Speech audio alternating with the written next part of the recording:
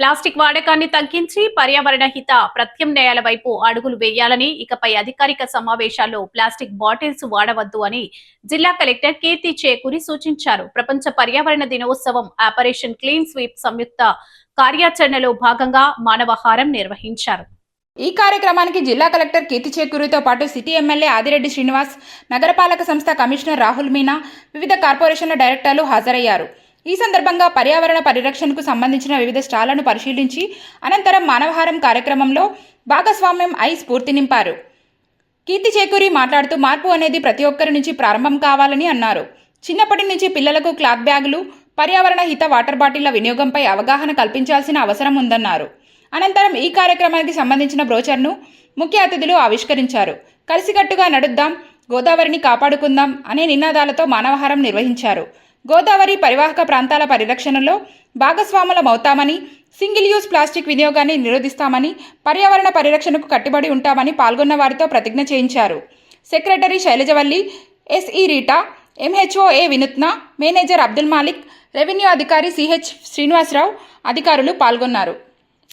కార్యక్రమం తప్పకుండా రాజమహేంద్రవరం ఘాట్స్ ఒక రూపురేఖలు మారుతాయనడంలోని ఏమాత్రం సందేహం లేదు. ఇప్పటి వరకు మనం చూసినట్లయితే ఘాట్స్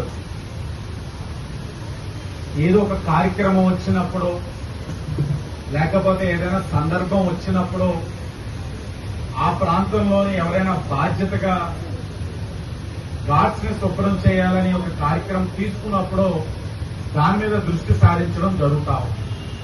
అలా కాకుండా 14 ఘాట్స్ ని కూడా ఒక కాంబో కింద ఒక ఎన్జిఓని, ఒక ఎడ్యుకేషన్ ఇన్స్టిట్యూషన్ ని, ఒక కార్పొరేట్ కంపెనీకి ఒక కాంబో కింద తీసుకొని వారికే బాధ్యత ఇచ్చి ఘాట్స్ ని సంరక్షించుకోవడం, పరిరక్షించుకుంటారు. వాటర్ బాటిల్ ఇప్పుడు ఈ మీటింగ్ కూడా అదే జరిగింది. మనందరం అయిపోయిన తర్వాత షాప్కి వెళ్ళాలి. నేను రైతు బజార్కి ఏమైనా కొనుక్కోవాలంటే రైతు బజార్లో కొనుక్కున్న వెంటనే నాకు ప్లాస్టిక్ కవర్ ఇస్తున్నాడు. నేను అది పట్టుకుని తీసుకొస్తున్నాను. లేదా మనం ఏదైనా షాపింగ్ డిమార్ట్ కానీ లేదంటే రిలయన్స్ కానీ ఎక్కడికైనా వెళ్ళాం, వాళ్ళు ఇచ్చిన బ్యాగ్ మళ్ళీ కొంటున్నాం. ప్రతిసారి వాడు ఇచ్చిన బ్యాగ్ మనం తీసుకెళ్ళాం.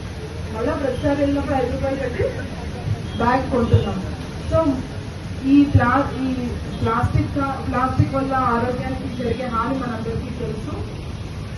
మనం చూడడానికి బాగాలేదు, అది మన ఆరోగ్యానికి హాని గురించి మనందరికీ తెలుసు. కాకపోతే మన హ్యూమన్ బిహేవియర్ లో మనందరం అట్లీస్ట్ ఇక్కడ ఉన్న ఒక 200-300 మంది నిజంగా ఈ రోజు నుంచి ప్లాస్టిక్ వాడకపోతే చాలు.